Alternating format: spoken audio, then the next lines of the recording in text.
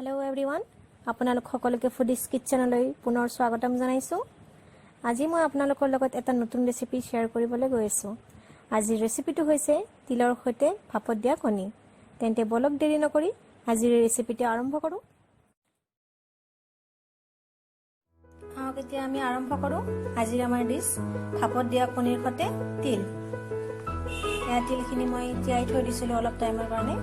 এতিয়া ধুনীয়াকৈ ধুই লৈছো যাতে বালি বালি না লাগে।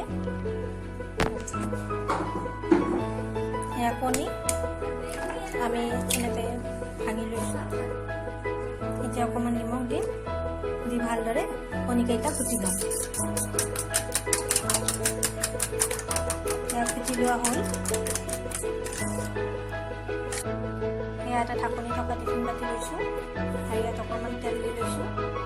তেলখিনি চালি পিনে অলপ ঘূৰাই দিছো। এতিয়া ইয়াত কণীখিনি ঢালি দিম। এয়া কুকাৰত পানী গৰম হ'বৰ কাৰণে ৰাখি দিছো।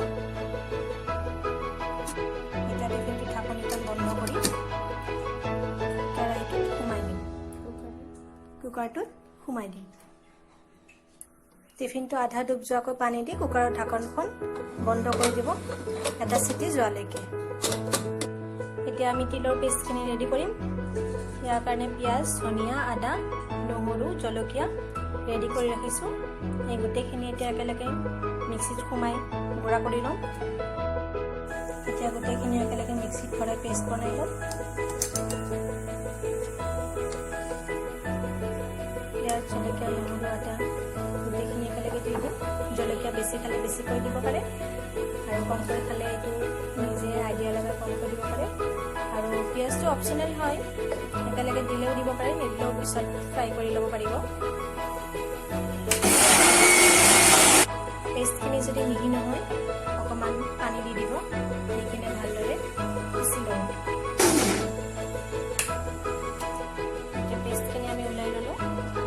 গোটেইখিনি ধুনীয়াকৈ পেষ্টখিনি ওলাই ৰেডি কৰিলোঁ আৰু এইপিনে কণীখিনিও ৰেডি হৈ গৈছে। এয়া কুকাৰৰ পৰা টিফিনটো ওলাই লৈছোঁ। টিফিনটো ওলাওঁতে অলপ সাৱধান হ'ব যাতে হাত নুপুৰে। এতিয়া আমি চাই লওঁ কণীখিনি সিজিছেনে নাই। কণীখিনি ধুনীয়াকৈ সিজি গৈছে। অকণমান পানী সোমাইছে, পানীখিনি আপোনালোকে উলিয়াই দিব। এয়া কণীখিনি ওলাই ল'লোঁ। এতিয়া সৰু সৰুকৈ ধুনীয়াকৈ পিচ কৰি কাটি ল'ম পনীৰৰ দৰে।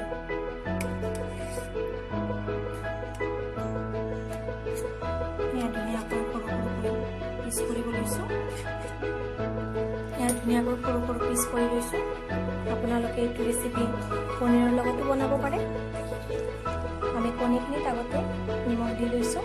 এতিয়া সামান্য হালধি আৰু সামান্য ৰেড চিলি পাউডাৰ দি দিওঁ। সেইটো অপশ্যনেল হয়, যদি কোনোবাই নাখায় সেইটো স্কিপ কৰি দিব পাৰে। এতিয়া গোটেইখিনি ধুনীয়াকৈ মিক্স কৰি ল'ম। এয়া কেৰাহী গৰম হ'বলৈ দি দিছোঁ। তেল অকণমান বেছিকৈ দি ল'ব ইয়াতে কেৰাহী গৰম হোৱাৰ লগে লগে। এয়া তেল গৰম হৈ গৈছে। এতিয়া আমি ইয়াত কণীখিনি ফ্ৰাই কৰি ল'ম। ফ্ৰাই কৰি ল'ম কণীখিনি।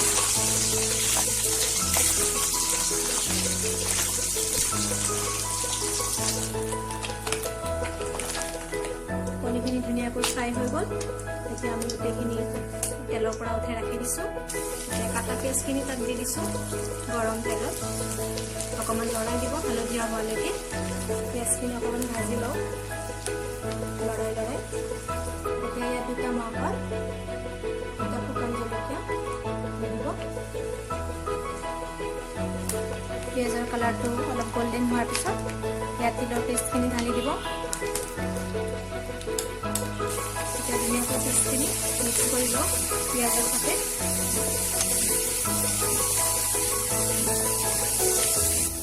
দুই মিনিট সময় ধুনীয়াকৈ পেষ্টখিনি ফ্ৰাই কৰি ল'ব যাতে ইয়াৰ কেঁচা গোন্ধটো গুচি যায়। কেঁচা মছলাৰ গোন্ধখিনি যোৱাৰ পিছত ইয়াত অকণমান পানী দি আৰু 2 মিনিটমানৰ কাৰণে ফ্ৰাই কৰি দিব।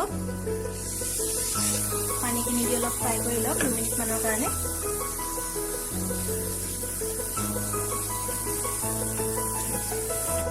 এতিয়া আমি ইয়াত সোৱাদ অনুযায়ী অকণমান নিমখ, অলপ হালধি গুড়ি আৰু অলপ জিৰা গুড়ি দিম। আৰু এতিয়া গোটেইখিনি ধুনীয়াকৈ মিক্স কৰি ল'ম। অলপ ফ্ৰাই হোৱাৰ পিছত ফ্ৰাই কৰি অলপ পানী দি আৰু অলপ ফ্ৰাই কৰক।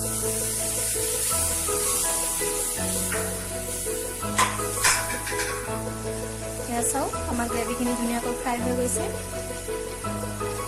চাইডে চাইডে তেলবিলাক উঠি আহিছে, তাৰমানে ধুনীয়াকৈ ফ্ৰাই হৈ গৈছে।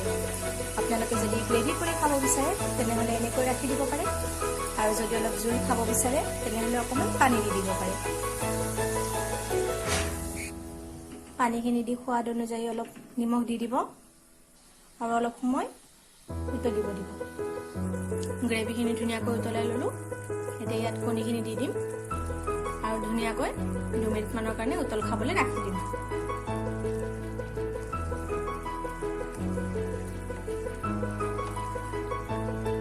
যিসকলে অলপ জ্বলা বেছি খায় তেওঁলোকে ইয়াতে অলপ ৰেড চিলি দি দিব পাৰে। কম খোৱাখিনিৰ কাৰণে নহয়, 2 মিনিটৰ কাৰণে ঢাকনিখন দি উতলিব দিব।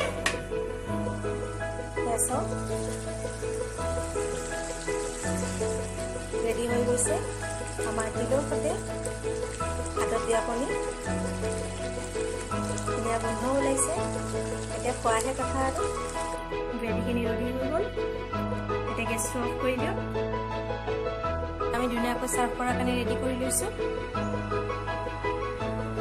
এতিয়া ধুনীয়াকৈ চাৰ্ভ কৰিব লৈছোঁ আমি।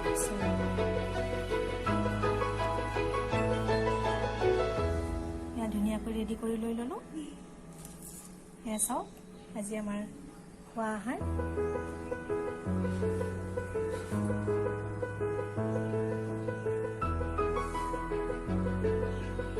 এতিয়া খাবলৈ ৰেডি আমি। আপোনালোকেও ধুনীয়াকৈ বনাই কিনে খাব আৰু জনাব মোক কেনে পালে, আৰু কমেণ্ট কৰিবলৈ নাপাহৰিব। Thank U.